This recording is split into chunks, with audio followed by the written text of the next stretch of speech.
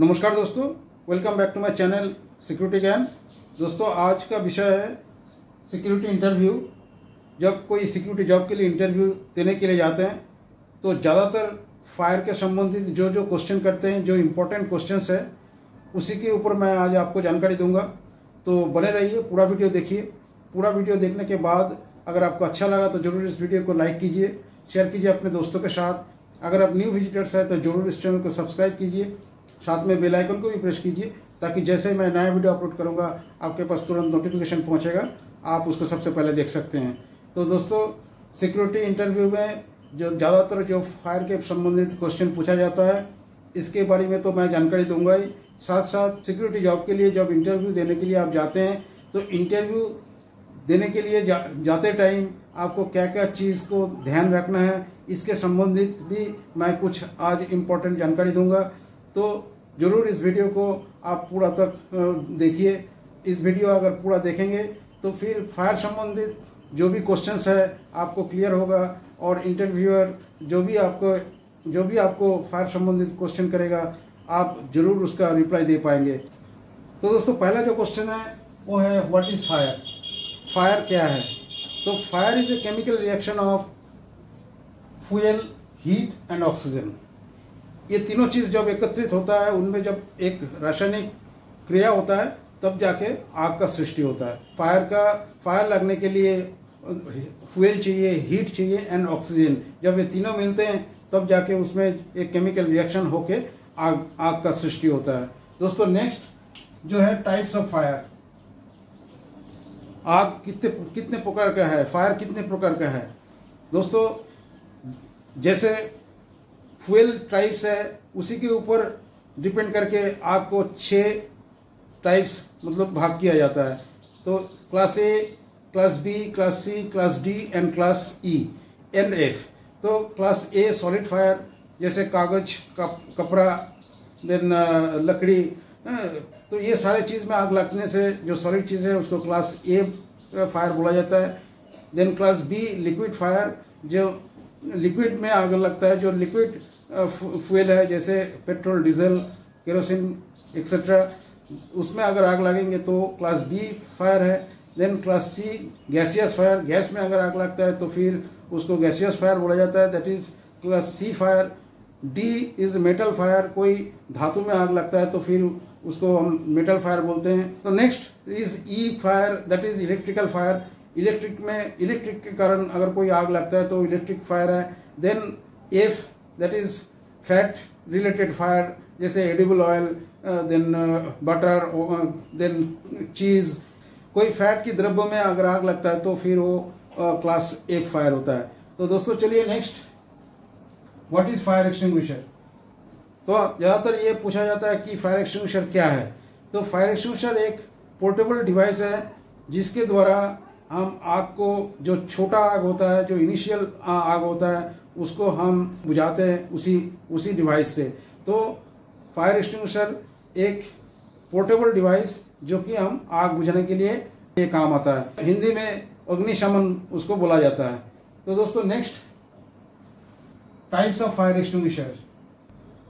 तो दोस्तों, इंटरव्यू जाते टाइम आपको एक तो जो है आपको घबराना नहीं है, आप बिल्कुल कॉन्फिडेंट रहिए। और साथ साथ जब आप इंटरव्यू देने जा रहा है तो उससे पहले थोड़ा सा आपको प्रिपरेशन लेके जाना है। जिस विषय में आप इंटरव्यू देने जा रहा है, जैसे सिक्योरिटी के लिए इंटरव्यू देने जा रहा है, तो आप सिक्योरिटी रिलेटेड जो क्वेश्चंस है, आप बहुत सारा ऐसे वीडियोस है, आप उसको देखिए और क्वेश्चंस का पूरा उसका आंसर मतलब आप मालूम कीजिए और प्रिपेयर होके उसमें जाइए। दोस्तों, नेक्स्ट है कितने प्रकार का फायर एक्सटिंग्विशर है। तो दोस्तों, ज़्यादातर जो है 5 प्रकार का फायर एक्सटिंग्विशर है।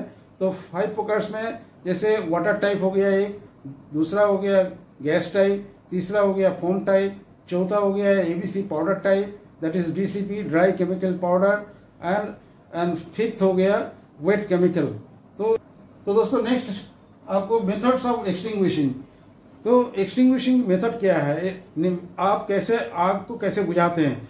तो दोस्तों, आग बुझाने का 3 ही मेथड है। एक है स्टार्विंग मेथड, जो कि फ्यूल को कम करके, देन हो गया स्मूदरिंग मेथड, ऑक्सीजन को कट ऑफ करके, और तीसरा हो गया हीट को कंट्रोल करके, दैट इज कूलिंग मेथड। तो जो फायर एक्सटिंग्विशर है तो उसी में से कोई तो ऑक्सीजन को कटअप करते हैं, कोई तो हीट को कंट्रोल करता है, कोई तो दोनों को ही कंट्रोल करता है, और हीट को भी कंट्रोल करता है और ऑक्सीजन को भी कटअप करता है। तो इसलिए फायर एक्सटिंग्विशर का टाइप के हिसाब से आप जब आग बुझाते हैं तो कौन सा टाइप का आग और किस फायर एक्सटिंग्विशर से उसको बुझाना है उसको हम डिसाइड करते हैं।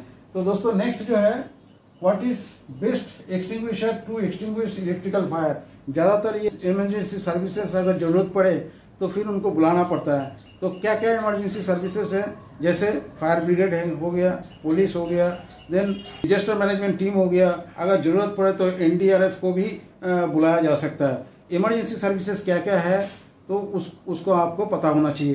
तो दोस्तों नेक्स्ट ज़्यादातर पूछा ही जाता है कि what is the number of fire brigade. तो फायर ब्रिगेड का नंबर फायर ब्रिगेड का नंबर है 101, जैसे पुलिस का है 100 और फायर ब्रिगेड का है 101। What are the fire gadgets. Next question, what are the fire gadgets, मतलब फायर गैजेट्स के बारे में आप क्या जानते हैं। तो फायर गैजेट्स जैसे आपको ज़्यादातर दिखाई देते होंगे कि स्मोक डिटेक्टर होता है, हीट डिटेक्टर होता है, देन फायर पैनल होता है, देन फायर अलार्म होता है। तो चलिए नेक्स्ट जो क्वेश्चन है, टाइप्स ऑफ फायर फाइटिंग, मतलब कितने टाइप का फायर फाइटिंग होता है। तो 2 टाइप का फायर फाइटिंग है, एक तो मैनुअल और दूसरा जो है ऑटोमेटिक। तो एक तो मैनुअल होता है, दूसरा है ऑटोमेटिक फायर फाइटिंग। तो आप मैनुअली कंट्रोल कर सकते हैं, जैसे हम फायर एक्सटिंग्विशर लेके हम आग बुझाते हैं, या तो हाइड्रेंट सिस्टम ऑन करके हम पानी से मतलब आग को बुझाते हैं, तो वो हो गया मैनुअल सिस्टम। जैसे मतलब जैसे कहीं जगह पे आग लगता है तो उसके धुआं, उसका हीट, जैसे स्मोक डिटेक्टर है, हीट डिटेक्टर है, जैसे उसको सेंस कर लेते हैं तो फायर पैनल में उसको इंडिकेट करते हैं, मतलब फायर पैनल एक्टिवेट हो जाता है, साथ साथ फायर अलार्म भी एक्टिवेट हो जाता है। तो और ऑटोमेटिक अगर ये वहाँ पे स्प्रिंकलर है तो स्प्रिंकलर में एक वाल्व लगा होता है जो कि ऑटोमेटिक जैसे टेम्परेचर बढ़ता है तो वाल्व फटने के बाद ऑटोमेटिक पानी छिड़कना शुरू हो जाता है और ऐसे मतलब आग बुझाया जाता है। तो हो गया ऑटोमेटिक सिस्टम।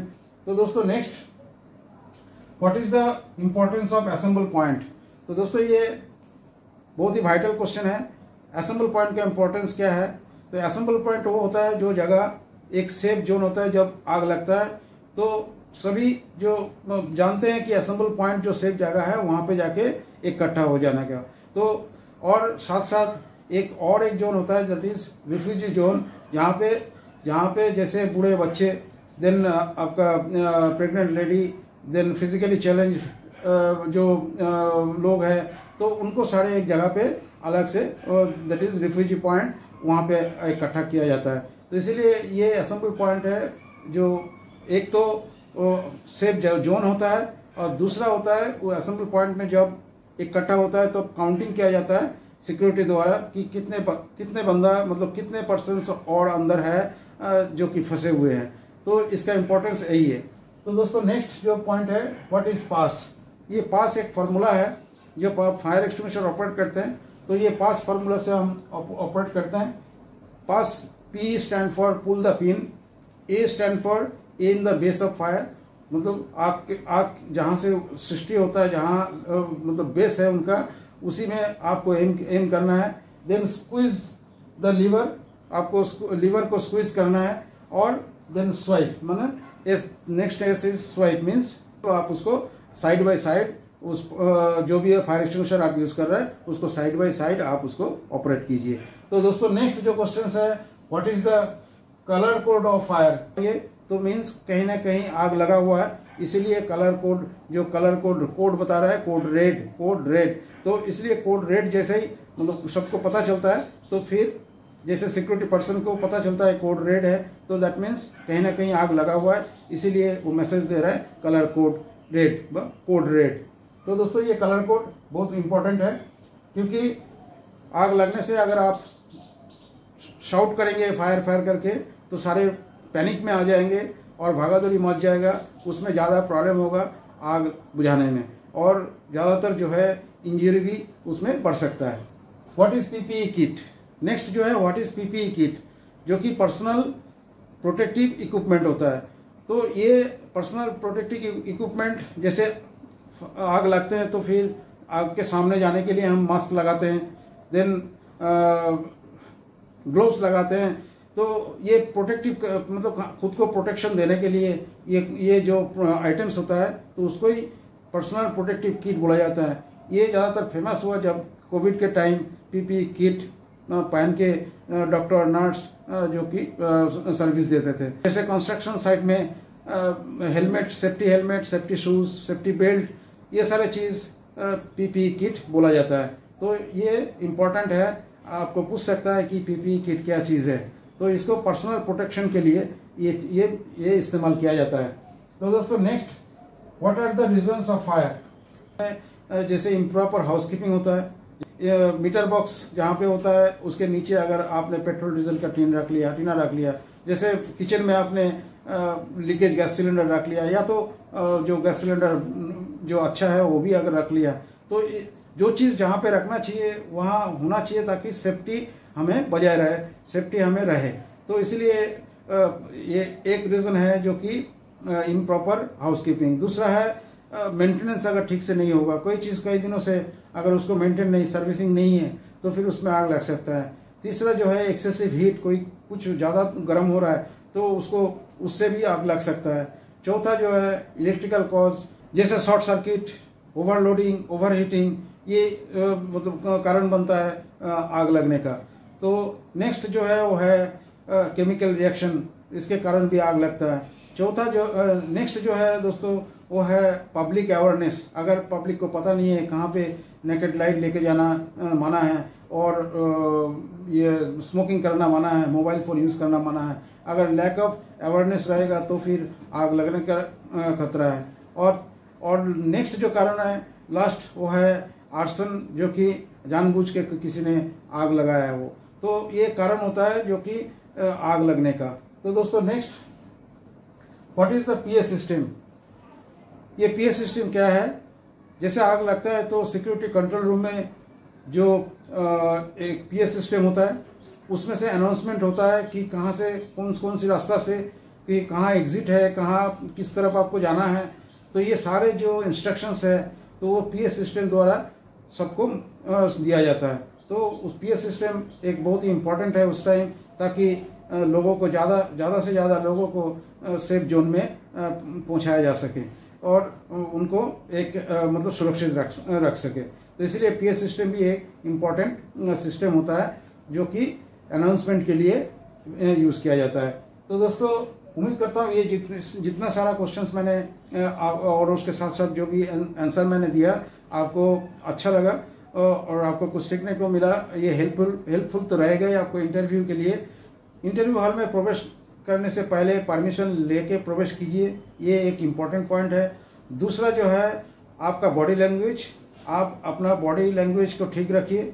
ऐसे आप जाके सीधा खड़ा हो जाइए जब तक आपको बैठने के लिए ना बोले, और जब आपको बैठने के लिए बोले तो फिर आप सीधा होकर बैठिए, अपना पाँव के ऊपर, अपना घुटने के ऊपर अपना हाथ रखिए। और नेक्स्ट जो है दोस्तों इम्पॉर्टेंट, आप इंटरव्यूअर के आंखों के साथ आंखों मिला के आप बात कीजिए, कहीं इधर उधर मत कीजिए।